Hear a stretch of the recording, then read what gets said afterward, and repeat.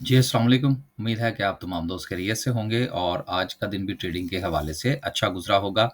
अच्छा दिन था आज मार्केट में, 500 पॉइंट्स आज मार्केट ने मज़ीद ऐड किए, लेकिन सबसे अहम बात ये है कि अगर हम आज मार्केट का हाई देखें, तो वो तकरीबन कोई 1,70,000 का है। जिस लेवल के हवाले से हमने बात कर रखी थी कि 1,70,000 का ज़ोन जो है, वो मार्केट के लिए नेक्स्ट रेजिस्टेंस का बायस बन सकता है। आज मार्केट ने 1,70,000 के करीब जो है वो अपना हाई बनाया। क्लोजिंग जो है वो मार्केट ने 1,69,000 के करीब दी है। तो अगर हम इन दोनों लेवल्स का अगर हम डिफरेंस देखें तो अराउंड 1,000 पॉइंट्स जो है वो बनता है ड्यूरिंग द डे, जो कि प्रॉफिट टेकिंग की नज़र हो गया है। और कल की वीडियो में हमने आपसे गुज़ारिश कर दी थी कि आज का दिन जो है हमारी तरफ से कोई नई बाइंग नहीं होगी और ड्यूरिंग द वीक हम जितनी भी ट्रेड्स को कैरी कर रहे थे, आज उसमें हम प्रॉफिट टेकिंग करने की कोशिश करेंगे। देखिए, प्रॉफिट टेकिंग जो है, ये एक ऐसा मरहला होता है, जो कि तकरीबन हर ट्रेडर के लिए थोड़ा-सा मुश्किल होता है। ख़ास तौर पर जिस वक़्त मार्केट ऊपर जा रही हो, शेयर्स की प्राइसेस बढ़ रही हों, तो बंदे का दिल नहीं करता बेचने को। लेकिन असल में जो प्रॉफ़िट टेकिंग होती है, वो बढ़ती हुई मार्केट में ही होती है। क्योंकि गिरती हुई मार्केट में तो बहुत सारे लोग जो हैं वो फिर प्रॉफ़िट के साथ-साथ लॉस भी बुक कर जाते हैं। और बहुत सारे जो हमारे नए लोग हैं, उनका फिर कॉन्फिडेंस जो है वो लूज़ हो जाता है। तो लिहाज़ा प्रॉफ़िट टेकिंग जो थी वो आज हमने तो टका के की। इंशाल्लाह मंडे वाले दिन से जो है वो नई बाइंग की तरफ जाएँगे। आप भी ज़रूर बताइएगा कि क्या आपने प्रॉफ़िट टेकिंग की या नहीं? लोगों ने 1,000 पॉइंट्स की प्रॉफ़िट टेकिंग की है। ये इंशाल्लाह कैंडलस्टिक पर चलेंगे तो वहाँ पर भी इसको डिस्कस करने की कोशिश करेंगे।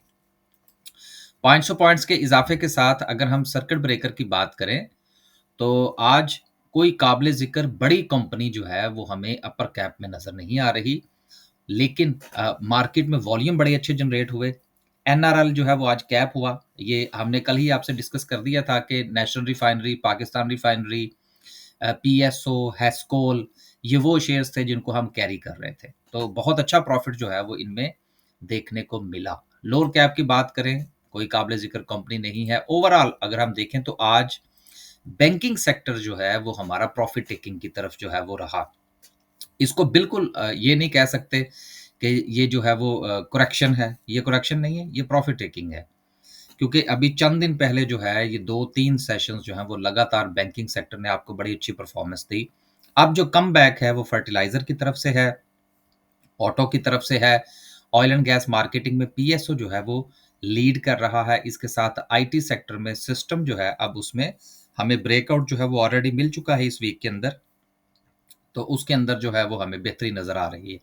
ओवरऑल अगर आप मार्केट में देखें तो बड़े सेक्टर्स में जिसमें ऑयल एंड गैस है, उसके साथ बैंकिंग सेक्टर है और छोटे सेक्टर में जिसमें टेक्सटाइल सेक्टर है, इसके अलावा मिसलेनियस है, देन इसमें अगर हम केबल की बात कर लें या हम इसमें थोड़ा-सा इसके साथ इंजीनियरिंग सेक्टर की बात कर लें, अ, सीमेंट सेक्टर की बात कर लें, तो सब में आपको किसी हद तक प्रॉफ़िट टेकिंग नज़र आ रही है।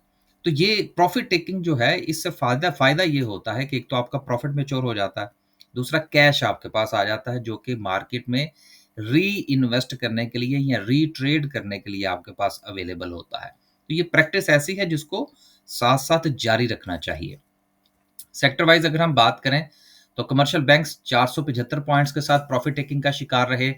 फर्टिलाइज़र सेक्टर में एफएफसी ने कमबैक किया, उसके साथ जो पिछले दिनों हमने खबर पढ़ी थी ईफट का जो प्लांट था वो वक़्ती तौर पर बंद था, अब उसकी भी जो है वो खबर आ गई है कि उसकी प्रोडक्शन जो है वो दोबारा से शुरू हो चुकी है, तो यकीनन उसका भी इम्पैक्ट साथ में रहा। ऑटो में साज़गार की जो है वो डाटा रिलीज़ हुआ, उसके बाद साज़गार में एक बहुत अच्छा हमें बाइंग जो है वो देखने को मिली। उसके साथ पावर जनरेशन, रिफाइनरीज़ तो ख़ैर इस पूरे हफ़्ते में ही परफ़ॉर्म करती रही है। सो बाकी सेक्टर्स जो हैं वो कुछ नुमायाँ नहीं रहे, लेकिन फर्टिलाइज़र 600 पॉइंट्स के साथ सर-ए-फ़हरिस्त है। आज जो है वो इंशाल्लाह पेल का चार्ट आपके साथ डिस्कस करने की कोशिश करेंगे। खबरों के हवाले से पहली खबर ये है कि इमेज ने जो real estate investment trust introduce करवाया था और उसका आईपीओ मुकम्मल हो चुका है। अब मंडे वाले दिन से इसकी ट्रेडिंग का आगाज़ होगा। इसका साइन जो है वो आई रीट के नाम से होगा, इमेज रीट। आई रीट जो है, इसके नाम से ये इसकी ट्रेडिंग जो है वो स्टार्ट होगी। शरिया कंप्लाइंट होगा, तो लिहाजा इस पॉइंट ऑफ व्यू से इस शेयर के अंदर जो अपॉर्चुनिटी है वो बहुत ज़्यादा बनेगी। वजह क्या है? क्योंकि इसमें जिन लोगों ने पूरी मार्केट में काम करना होता है, उनके लिए तो यकीनन ये चीज़ें इतनी मैटर नहीं करती। कुछ जो है वो शरिया कंप्लाइंट के हवाले से थोड़ा-सा कॉन्शियस होते हैं, तो लिहाजा दोनों तरफ का जो सेंटीमेंट है वो इसके हवाले से पॉज़िटिव होगा। तो आई रेट के अंदर जो है वो एक अच्छी जो मूवमेंट है उसकी तवक्को है। ₹10 पर ये ट्रेड स्टार्ट होगी इसकी। देखते हैं कि इंशाल्लाह सूरत-ए-हाल क्या बनती है। लेकिन इस वक़्त अगर हम रियल एस्टेट के पॉइंट ऑफ व्यू से अगर हम बात करें, चाहे वो टीपीएलपी ले लें या इसके साथ अ, जो है वो ग्लोबल रेज़िडेंसी को ले लें, डीसीआर को ले लें, अ, जितने भी हमारे इस वक़्त शेयर्स मौजूद हैं, उसमें यकीनन ₹10 के ऊपर जो है वो इमेज के रीट की जो प्राइस है वो यकीनन जस्टिफाइड है। तो एक अच्छी मूवमेंट जो है वो देखने को मिल सकती है। तो जिनके पास है, मेरा ख़्याल है कि उनको इतनी जल्दी नहीं करनी चाहिए बेचने के हवाले से, उनको थोड़ा इंतज़ार करना चाहिए और मार्केट के साथ जो रीट का पूरा सेक्टर है, उसके साथ इसको लेकर चलना चाहिए। अगली खबर जो है वो एंग्रो के हवाले से है, जो कि अभी हमने गुज़ारिश कर दी कि इसका जो ऑपरेशंस है वो बहाल हो चुके हैं मेंटेनेंस के बाद। एक और कंपनी जो है वो पीएसएक्स से खुदा हाफ़िज़ करने के लिए तैयार है, फिलिप्स एंड मॉरिसन्स की, और ये भी अपना डीलिस्ट का मामला जो है वो मुकम्मल करने जा रहे हैं। तो यकीनन हमारी राय इसके हवाले से भी यही है, जो कि जिलेट के हवाले से हमने बात की थी कि जब एक कंपनी जो है वो जाने के मूड में हो, तो उसमें यकीनन आपको बहुत सारे कैप्स नज़र आएँगे, तो बेहतर ये है कि उससे किनारा-कशी इख्तियार की जाए और दूसरी मार्केट जो कि इस वक़्त एक्टिव है, उन शेयर्स की तरफ जो है वो तवज्जो दी जाए। अगली खबर भी कह लीजिए और एनालिसिस भी कह लीजिए, बहुत सारे शेयर्स के हवाले से जो टारगेट्स हैं, वो दिए जाते हैं, मुख्तलिफ एनालिसिस की बुनियाद पर।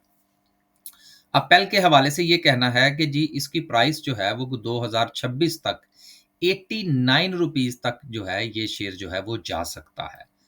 अब देखिए ये मुख्तलिफ किस्म का डाटा होता है, इसके साथ इकोनॉमी के जो मामलात हैं उनको देखा जाता है, फिर मार्केट का सेंटीमेंट देखा जाता है, उसके साथ-साथ सेक्टर की परफ़ॉर्मेंस देखी जाती है, फिर उस कंपनी की इटसेल्फ परफ़ॉर्मेंस देखी जाती है।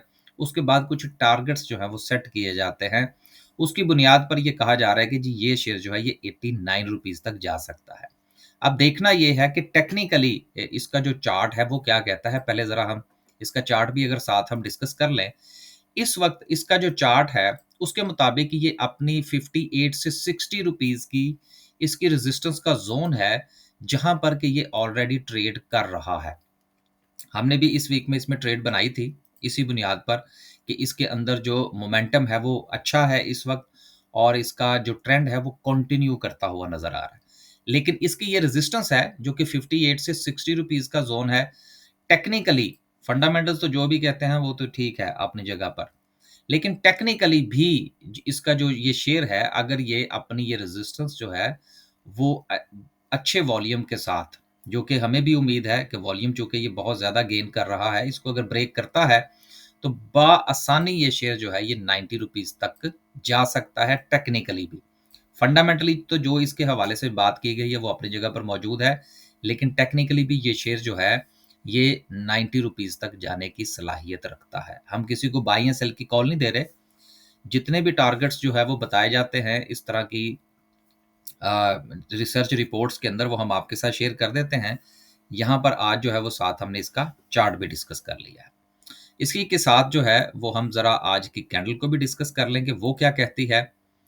कल हमने तो ये गुज़ारिश कर दी थी कि भाई आप लोग प्रॉफ़िट टेकिंग की तरफ जाइए, क्योंकि हमने आज सारा दिन कोई बाइंग नहीं की। कल आपसे जो गुज़ारिश की गई थी वो ये थी कि मार्केट जो है वो मुमकिना तौर पर उसका जो रेज़िस्टेंस का जो ज़ोन है वो 170,000 का ज़ोन बन सकता है। तो मार्केट देख लें बिल्कुल 1,70,000 के करीब से हाथ लगा के देन उसमें प्रॉफ़िट टेकिंग जो है 1,000 पॉइंट्स की वो आपको देखने को मिल रही है। ये जो साइकोलॉजिकल ज़ोन होते हैं और जो रेज़िस्टेंस होती हैं, यहाँ पर प्रॉफ़िट टेकिंग ज़रूर करनी चाहिए। अब नेक्स्ट मार्केट के पास क्या लेवल है? अगेन जिस तरह से कि हर रेजिस्टेंस और हर सपोर्ट पर हमारी ये राय होती है कि जब मार्केट अपने एक मुमकिना लेवल पर पहुँच जाए तो वहाँ पर आप प्रॉफ़िट टेकिंग करें, फिर आप थोड़ा-सा इंतज़ार करें कि मार्केट का पाँव कहाँ लगता है, वहाँ से आप मज़ीद बाइंग की तरफ जाएँ। राइट एट द मोमेंट हम कोई नया टारगेट जो है वो इसमें भी अब नहीं ले रहे, क्योंकि मार्केट जो है वो अपना एक ज़ोन मुकम्मल कर चुकी है, 170,000 के ज़ोन को टच कर चुकी है। अब मार्केट के अंदर थोड़ी-सी हमें प्रॉफ़िट टेकिंग देखने को मिली है, डरने वाली यहाँ पर कोई बात नहीं है कि मार्केट को कुछ होने वाला है, कुछ नहीं होता। जैसे ही मार्केट की देखिए ये एक चीज़ जो है, ये हमारी मार्केट में इस कदर ज़्यादा है कि हम एक रेड कैंडल चाहे वो 5 मिनट की हो या 15 मिनट की हो या आधे घंटे की हो, हम उसको बर्दाश्त करने की सलाहियत नहीं रखते। इस तरह से ट्रेडिंग नहीं हुआ करती।